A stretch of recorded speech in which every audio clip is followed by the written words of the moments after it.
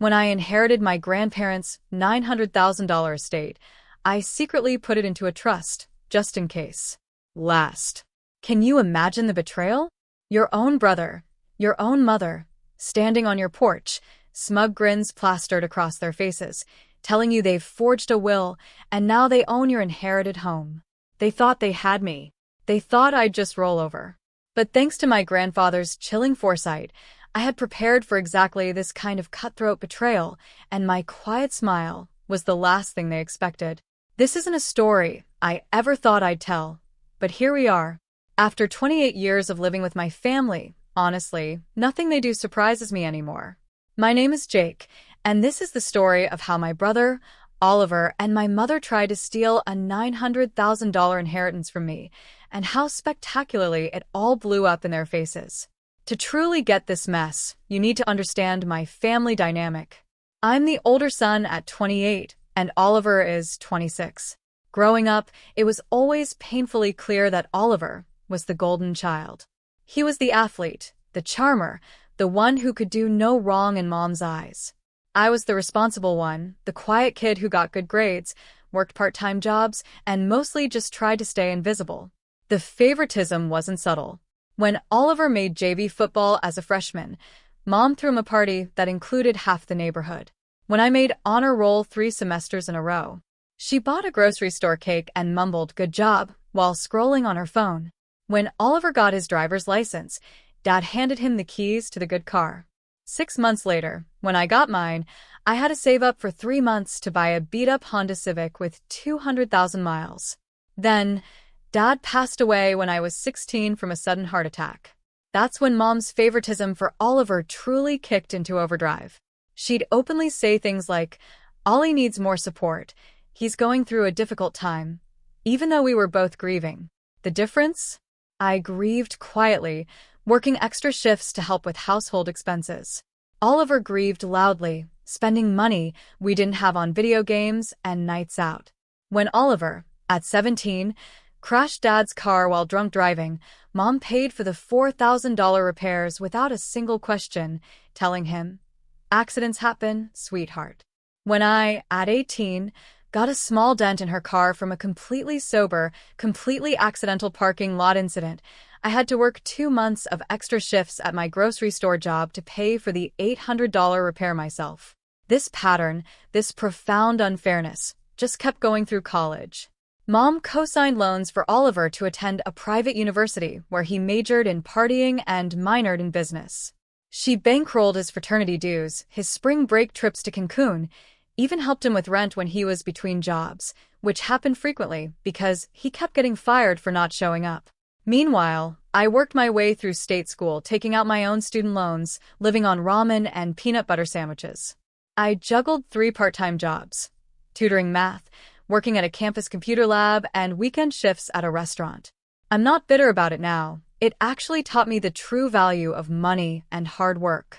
But it stung, watching Mom beam with pride when Oliver barely scraped by with a 2.3 GPA, while my 3.8 GPA and computer science degree were treated like they were just expected.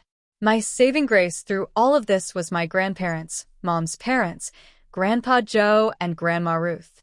They were incredible people who saw right through Mom's blatant favoritism from day one. They made sure to treat Oliver and me equally when we were little. But as we got older and our personalities really shone through, they started to see the real differences between us. I'd spend summers at their house, starting when I was 12, helping Grandpa with his woodworking projects in his garage workshop. We'd talk for hours on the back porch, and he'd teach me about investments and financial planning. He was a retired accountant who had done incredibly well for himself through smart investing, careful saving, and what he called not being stupid with money. Grandpa started with nothing. His parents were Depression-era farmers who lost everything. He put himself through college, working nights at a factory, became a CPA, and slowly built wealth through disciplined saving and conservative investments. By the time he retired, he and Grandma owned their house outright, had a substantial investment portfolio, and were living comfortably. "Jake," he'd tell me while we sanded wood or balanced his spreadsheets, "the most important thing about money isn't how much you make, it's how much you keep." And the most important thing about family money is understanding that it can bring out the worst in people. Promise me you'll be smart about anything you inherit. I always thought he was being overly dramatic, but I promised anyway. Grandpa had a way of making you want to live up to his expectations. How incredibly naive I was back then. Grandma Ruth was the perfect complement to Grandpa's serious nature. She was warm and funny, always ready with cookies and stories, but she was also sharp as a tack when it came to reading people. She'd watch Oliver during family gatherings, observing how he'd charm the adults while being dismissive of anyone who couldn't do something for him. That boy has charisma, she told me once when I was about 16, but charisma without character is dangerous. Your grandfather and I are watching both of you boys closely. When I graduated college with my computer science degree, I moved across the state for a good job at a software development company. Oliver stayed local, bouncing between odd jobs. Car dealership sales, assistant manager at a restaurant, something vague in marketing, and still living in mom's basement at 24. The distance was good for me. I only had to deal with family drama during holidays and the occasional phone call. I built a good life, a challenging and rewarding career. I made decent money, and I was finally free from the constant comparisons to Oliver. I dated, made friends, learned to rock climb, and just generally enjoyed being an independent adult. During this time, I stayed close to my grandparents, visiting them every few months and calling weekly. Last year, Grandpa Joe started having health issues, fatigue, heart irregularities, then a series of small strokes that left him weaker, but still mentally sharp. I visited as often as I could, sometimes driving 4 hours each way just for a weekend. During one of those visits, while Grandma was napping and we were in his workshop, Grandpa pulled me aside. "Jake, I need to tell you something important," he said, setting down a piece of wood. "Your grandmother and I have been updating our estate planning, and we want you to know what we've decided." I tried to deflect. "Grandpa, you don't need to worry about that stuff. You and Grandma are going to be around for years." He held up his hand to stop me. "Son, I'm 82, and I've had 3 strokes this year. We need to be realistic." His voice was gentle but firm. "We've decided to leave you the house and the majority of our investment accounts." I was absolutely stunned. "Grandpa, that's not fair to Oliver. He's family, too." "Now, Jake," he said, leaning forward, "your grandmother and I love Oliver. We really do. But we've been watching both of you for 26 years now, and we've seen how you handle responsibility versus how he handles it." He gestured around his workshop, tools organized perfectly, projects in various stages of completion. "When you come here, you ask how you can help. You listen when I explain how something works. You remember what I teach you and apply it. When Oliver visits, he's polite for about 10 minutes, then he starts hinting about needing money for this or that." I wanted to defend my brother, but honestly, Grandpa wasn't wrong. "We're not leaving him with nothing," Grandpa continued.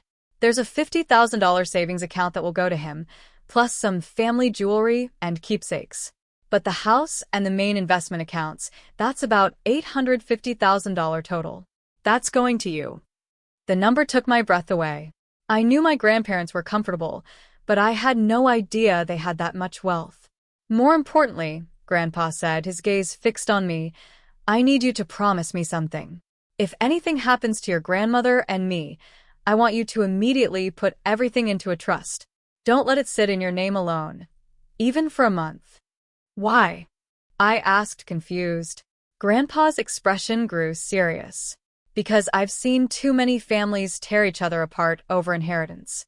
Your mother loves Oliver more than she loves you. Don't look at me like that. We both know it's true. And she'll pressure you to share with him.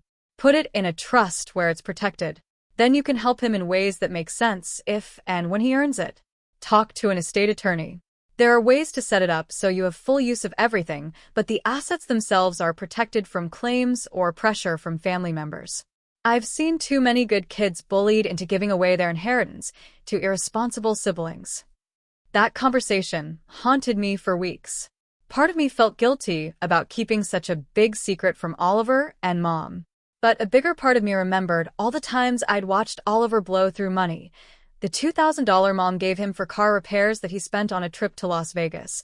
The $5,000 loan for a business idea that turned out to be a multi-level marketing scheme, the credit cards he'd maxed out, and then begged Mom to pay off. Grandpa and Grandma passed away within 6 months of each other. Grandpa went first in January, peacefully in his sleep after another stroke. Grandma followed in March. The doctor said her heart just gave out, but I think she died of loneliness. They had been married for 58 years and were rarely apart for more than a day or two. Losing them was devastating. These were the two people who'd shown me unconditional love and support, who'd believed in me when my own mother seemed indifferent to my achievements.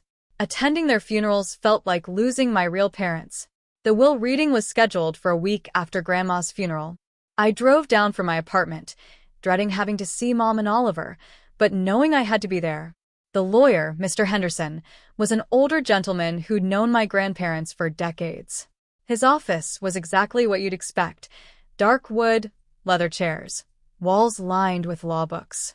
Mom and Oliver were already there, sitting side by side, whispering. They looked up when I walked in, and I caught something in their expressions: expectation, maybe even excitement. It made me incredibly uncomfortable. Mr. Henderson got straight to business. He explained that my grandparents had updated their will just 8 months before Grandpa's death, and everything was clearly laid out. Then he started reading. The house, appraised at $650,000, to Jake. The investment accounts, totaling approximately $250,000, to Jake. The savings accounts, except for one specific account, to Jake. Various personal items and keepsakes with specific bequests to family members. But the bulk of everything? To Jake. Oliver got his $50,000 savings account and some specific items. Grandpa's watch, his tools, some furniture. Mom got Grandma's jewelry and some personal mementos. The silence in the room was deafening. Oliver was the first to speak, his voice tight with shock. There must be some mistake. Mr. Henderson adjusted his glasses. I can assure you there's no mistake. Your grandparents were very thorough in their planning. But this can't be right. Mom's voice rose. They would have wanted the boys to share equally. There must be an earlier will, or Mrs. Peterson. Mr. Henderson interrupted gently. Your parents were very specific about their wishes. In fact, they included a letter explaining their reasoning. Yes, Oliver said immediately. Read it. Mr. Henderson pulled out a separate envelope. This is in your father's handwriting, he said to Mom, then began to read. To our family, we have made the decision to leave the majority of our estate to our grandson, Jake. This was not an easy choice, but it was a deliberate one. Over the years, we have watched both of our grandsons grow into young men. And while we love them both dearly, we have observed significant differences in their approach to responsibility, money management, and planning for the future.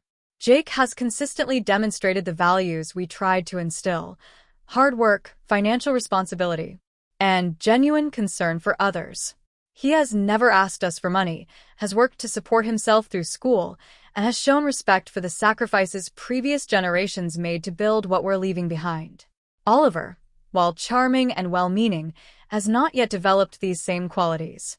We hope that receiving a smaller inheritance will motivate him to build these skills rather than rely on family wealth he has not earned. We trust Jake to use this inheritance wisely and perhaps to help his brother in appropriate ways when Oliver demonstrates he is ready for such help. This decision comes from love for both boys and hope for their futures. The silence after Mr. Henderson finished reading was chilling. I could hear the clock ticking, the muffled traffic outside. Oliver's face had gone through several color changes. White, then red, then an almost purple shade. Mom looked like she'd been slapped. This is ridiculous. Oliver finally exploded. I can't believe they'd write something like that about me. Oliver, that's not. No, don't. Just don't, he cut me off. This is obviously you're doing somehow. You probably talked them into changing their will. How much did you promise them? Did you tell them you'd take care of them in their old age if they left you everything? Mr. Henderson cleared his throat. I can assure you that Jake had no input into your grandparents' estate planning decisions. In fact, they specifically asked that the contents of the will not be discussed with either grandson until after both of them had passed. Mom found her voice. There has to be something we can do. This isn't what they really wanted. Mrs. Peterson, Mr. Henderson explained, this will was updated 8 months ago. Your parents were both of sound mind. They used their regular attorney, me, and everything was properly witnessed and notarized. There are no grounds for challenging it. The meeting deteriorated from there. Oliver accused me of being manipulative and sneaky. Mom alternated between tears and anger, insisting that surely I would do the right thing and share with my brother. Mr. Henderson tried to maintain order while explaining legal details. Finally, I stood up. I think we're done here, I said. Mr. Henderson, when can I begin the process of transferring everything? We can start the paperwork this week. Probate will take a few months, but it should be straightforward. Oliver and Mom left without saying goodbye to me. I could hear them arguing in the parking lot, Oliver's voice rising above Mom's attempts to calm him down. That was 3 months ago. In the immediate aftermath, the pressure campaign began almost immediately. Mom called me the very next day. Jake, honey, I know you're probably overwhelmed by all this, but I think we need to talk about how to handle the inheritance fairly. It is being handled fairly, I said. Grandpa and Grandma made their wishes very clear. But surely you can see that their decision was influenced by Oliver's youth. He's only 26. He's still figuring out his life. Mom, I countered, I'm only 2 years older than him. Yes, but you've always been more serious. Oliver is creative, artistic. He thinks differently about money. He thinks he doesn't need to earn it or be responsible with it. That's not fair, Jake. Oliver has had some setbacks, but he's trying. This became the pattern for our conversations for weeks. Mom would call with a new angle, a new reason why I should voluntarily give Oliver half of everything. He was thinking about going back to school. Surely I could pay his tuition. He wanted to start a business. Surely I could provide startup capital. He was looking at getting married eventually. Surely I could help with a house down payment. Each time, I offered to help with smaller, specific amounts for legitimate needs. I could contribute to tuition if he actually enrolled in a degree program and maintained good grades. I could help with a reasonable car if his current one died. But I wasn't handing over hundreds of thousands of dollars for vague future plans. My offers were never enough. According to Mom, anything less than a 50-50 split was selfish and contrary to what my grandparents really would have wanted. Oliver tried different approaches. Sometimes he'd be angry, ranting about how unfair it all was. Sometimes he'd try to be buddy-buddy, suggesting we were both victims of our grandparents' poor judgment. Sometimes he'd be pitiful, talking about how hard it was to find a decent place to live or make ends meet. Meanwhile, true to Grandpa's advice, I immediately began the process of moving everything into a trust. I found Sarah Chun, an estate attorney who specialized in asset protection, and explained my situation. Your grandfather was very smart, she told me during our first meeting. Family inheritance disputes are more common than people think, and they can get incredibly ugly. Setting up an irrevocable trust will make it nearly impossible for anyone to successfully challenge your ownership or force you to liquidate assets. The trust was complex but brilliant. Legally, I didn't own the house or investment accounts directly. The trust did. But I was the sole beneficiary, which meant I had complete use and control of everything. More importantly, because the assets belonged to the trust rather than to me personally, they were protected from potential legal claims, creditor issues, or family pressure. Even if someone tried to sue you personally, Sarah explained, they couldn't touch the trust assets. And if family members tried to claim you had promised them money or property, there would be no property in your name for them to claim. The whole process took about 6 weeks and cost me $8,000 in legal fees, but the peace of mind was absolutely worth it. I kept the trust completely private. As far as Mom and Oliver knew, I owned everything directly. During this time, I was also dealing with the practical aspects of my inheritance. The house needed some work.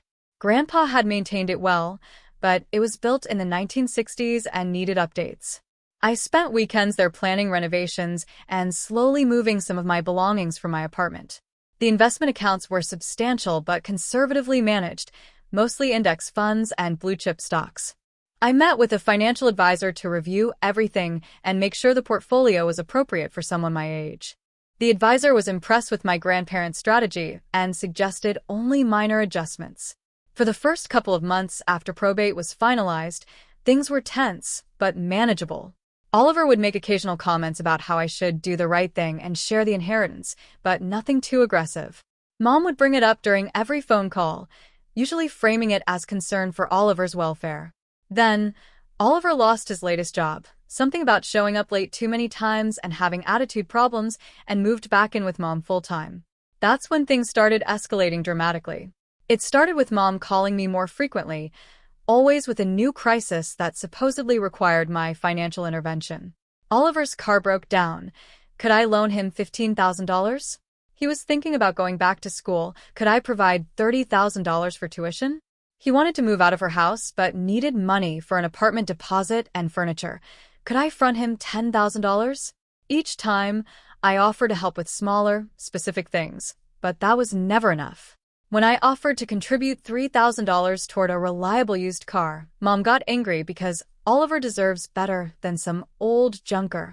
When I offered to pay for one semester of community college tuition if he enrolled and maintained AB average, she said I was being controlling and treating him like a child. "Jake, you have almost $1 million sitting there that you're not even using," became Mom's favorite line. "Your brother needs help now, not 20 years from now." The pressure ramped up significantly when Oliver started dating this girl, Ashley. I'd met her a few times. She seemed nice enough, though a bit naive about Oliver's actual financial situation. Suddenly, Mom was talking about how Oliver needed money to propose properly, to have a nice wedding, to buy a house so he could start his family the right way. The guilt trips became more intense and more frequent. "Your grandparents would be so disappointed to see you hoarding money while your brother struggles," became Mom's favorite attack. That one really got to me because I knew it wasn't true. Grandpa had specifically warned me about this exact situation.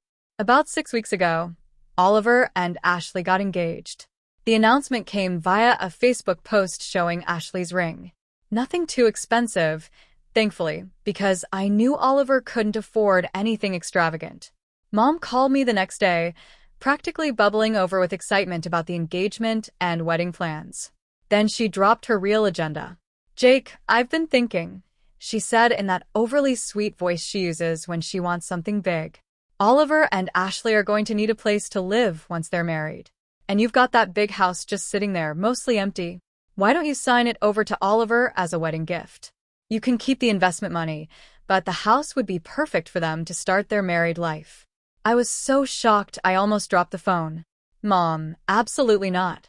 That house is worth over $500,000, and more importantly, it's my home now. I'm not just giving it away." "But you don't even live there full-time," she protested. "You're still in your apartment across the state most of the time. The house is just sitting empty." She was partially right. I've been spending weekends at the house and working remotely from there sometimes, but I hadn't made the full move yet. I was taking my time with renovations and trying to decide whether to relocate completely or keep it as a weekend place. "That doesn't matter," I said, trying to keep my voice level. "It's my house, and I'm not signing it over to anyone. Don't you think you're being a little selfish?" Mom's voice was getting sharper. "Oliver is starting a family. He needs stability. You're a single man with no dependents. What do you need a 4-bedroom house for? What I need it for is none of your business." I snapped. "I didn't inherit it to give it away. Grandpa and Grandma left it to me for a reason. Your grandparents never meant for you to keep everything to yourself while your brother struggles." Mom shot back. "They would want you to help him. They specifically didn't leave it to him," I reminded her. "They had 26 years to change their minds if they wanted to." That call ended with Mom hanging up on me, and I didn't hear from either of them for 2 weeks. Looking back, I should have known they were planning something during that silence. The next contact came from Oliver, surprisingly. He called and asked if he could come visit. Said he wanted to talk to me man-to-man about our relationship and maybe see the house. He sounded more mature than I'd heard him in years. So, against my better judgment, I agreed. I figured maybe he was finally ready to accept the situation and move forward. Oliver showed up on a Saturday afternoon with a 6-pack of good beer and what seemed like a genuinely apologetic attitude. He admired the house, asked thoughtful questions about my renovation plans, and actually seemed interested in my work and life for once. We sat on the back porch as the sun set, drinking beer and talking like we hadn't in years. "This place is really beautiful," he said, looking out over the backyard where Grandpa's vegetable garden was slowly returning to wild growth. "I can see why you love it here." "Yeah, it has good memories," I said. "I'm planning to restore Grandpa's workshop and maybe get back into woodworking." "That's cool. I always liked watching him work out there." Oliver took a long sip of his beer, then turned to me with a serious expression. "Jake, I want to apologize for how I've been acting about the inheritance." I was genuinely shocked. This was the most mature thing I'd ever heard Oliver say. "I appreciate that," I said carefully. "I know it's been hard for everyone." "I was hurt and jealous," he continued. "I guess I always assumed Grandpa and Grandma would split everything equally. And when they didn't, I felt like they were saying I wasn't good enough or something." "Oliver, that's not—" "Let me finish," he said, holding up his hand. "I've been thinking about it a lot, and I realized now that they had their reasons for doing things the way they did. Maybe they were trying to teach me something." This was such a complete 180 from his previous attitude that I didn't know how to respond. "Here's the thing, though," Oliver continued, and I started to sense the real purpose of his visit. "Ashley and I are really struggling to find a place we can afford on my income. And Mom thinks, well, she thinks you might be willing to let us live here. Maybe work out some kind of deal where we pay you rent and build equity over time." There it was. I should have known. "Oliver, this isn't a rental property. It's my home." "I get that, but hear me out," he said quickly. "What if we worked out a lease-to-own situation? We could pay you market rate rent, and after a few years, we could buy it from you at whatever price you think is fair. Everyone wins. You get rental income. We get a place to live, and eventually, we could own our own home." I could see exactly where this was heading. "And what happens when you can't make the payments? What happens when you decide the rent is too high, or you can't qualify for a mortgage when it's time to buy?" Oliver got defensive immediately. "Why are you assuming I'll fail? I'm not the complete screw-up you think I am." "I'm not assuming anything," I said. "I'm just saying this house isn't for sale or rent. I understand you need a place to live, but this isn't the solution." "Then what is the solution?" Oliver's voice was rising. "I'm supposed to live with Mom forever? I'm 26 years old, Jake.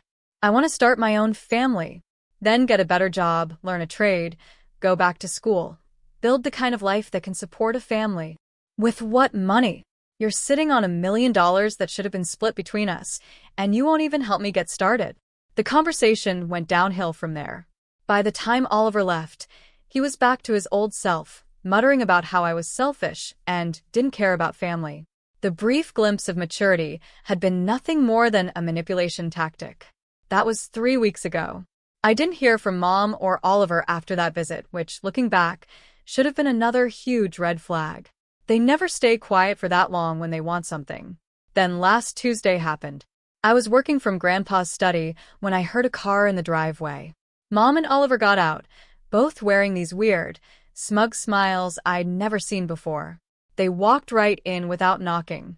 "Well, hello there, Jake," Oliver said with a nasty grin. "Beautiful day, isn't it? What are you two doing here?" Something about their demeanor set off every alarm bell in my head. "We came to give you news about the house," Mom said with that same creepy smile. Oliver pulled papers from his jacket and waved them like a victory flag. "There was a problem with the estate paperwork. Turns out there was an earlier will that left everything to me. We had the house transferred into my name this morning." I stared at them, my mind racing. "That's impossible. Mr. Henderson handled everything. There was no earlier will." "Actually, there was," Mom said triumphantly. "We found it in Grandma's jewelry box. It's dated 2 years before your will, so legally it supersedes everything."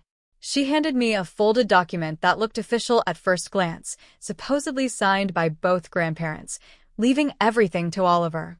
I looked at it, then at their faces, and I started laughing. The whole situation was so absurd, so obviously fake. That laughter was the only reasonable response. "You actually think I'm going to fall for this obvious forgery?" Oliver's smile faltered. "It's not a forgery. We had our lawyer verify it." "What lawyer?" "That's not important. Mom said quickly. You need to pack and be out by Friday. Oliver and Ashley need to move in before their wedding. Even at first glance, I could see obvious problems. The signatures looked nothing like my grandparents' actual signatures. The paper was wrong, too new, and the legal language read like someone had copied text from an online template. Show me the deed transfer, I said. What? Mom looked confused. If you really had the house transferred this morning, show me the recorded deed from the courthouse. Show me something from a real lawyer's office. They looked at each other uncertainly. The lawyer said it would take a few days, Oliver said weakly. Right. So, you're claiming you found a will that nobody, not the estate attorney, not the probate court, not the title company, noticed for months, and you got the house transferred in one morning without me being notified? Do you realize how ridiculous that sounds? When I laid it out like that, even they seemed to realize how stupid their story was. This is what your grandparents really wanted, Mom said, shifting to her concerned mother voice. Get out, I said quietly. What? Get out of my house before I call the police and have you arrested for attempted fraud. This isn't over, Jake, Oliver said. We'll be back Friday with a moving truck. After they left, I immediately called Sarah Chun and emailed her photos of the fake will. She called back within an hour, laughing. Jake, this is the most amateurish forgery I've ever seen. They dated it in 2019, but your grandfather's signature includes his new middle initial that he only started using after 2020. Also, the witness signatures appear to be in your mother's handwriting. Sarah suggested we contact the police and have someone official present on Friday. People can become irrational about money and property, she warned. Friday morning, Sarah arrived with a briefcase full of documents, the original will, probate records, and deed. Deputy Martinez came shortly after, prepared for a volatile confrontation. At 10:30 a.m., we heard a U-Haul rumbling down the street, followed by Mom's car and another car containing Ashley and her parents.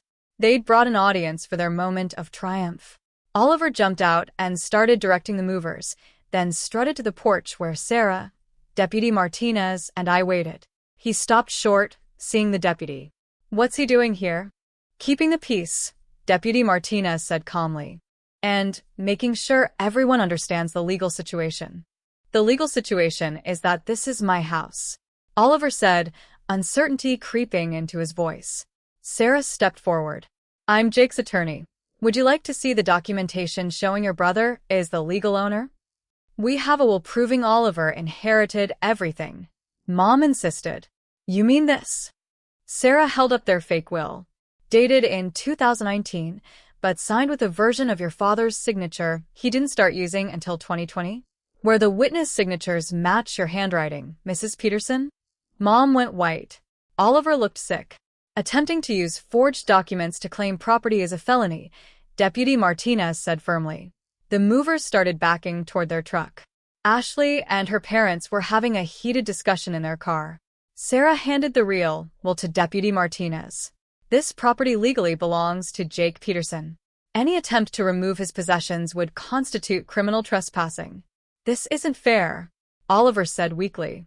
I'm the one starting a family. Sarah read sections from Grandpa's letter, explaining their reasoning for the inheritance distribution. The silence was deafening. Oliver looked utterly devastated. They really said that about me? They hoped you'd grow into the person they knew you could be, I said softly. Ashley finally got out and walked over, looking mortified. Ollie, you told me your grandparents left you the house. You said your brother was stealing it. I deserved it more, Oliver said desperately. You lied to me, Ashley said quietly. She turned to me. I'm so sorry. I had no idea. Deputy Martinez addressed Oliver and Mom. I could arrest you both for attempted fraud. However, if you acknowledge your mistake and Jake doesn't press charges, we might handle this without jail time. I don't want anyone arrested, I said. But no more fake documents, no more showing up at my house. Ashley walked back to Oliver. The engagement is off, she said, pulling off her ring. Ashley, please. I can't marry someone who lies to me and tries to steal from his brother. She handed him the ring and left with her parents. Oliver turned to me, tears in his eyes. I've lost everything. You've lost things you never actually had, I said. If you want a relationship with me, start with respect and honesty. I'll help you go to community college, get your own apartment when you have a job. But I'm not giving you hundreds of thousands to waste. I don't know how to be the person Grandpa wanted me to be. Then learn, I told him. It's not too late, but you have to try. Surprisingly, it stuck. Oliver eventually moved out of Mom's house, got his own apartment, and found work at a landscaping company. I moved into the house full-time, often sitting in Grandpa's study, remembering his warning about family money bringing out the worst in people. He was absolutely right. But he was also right about being prepared.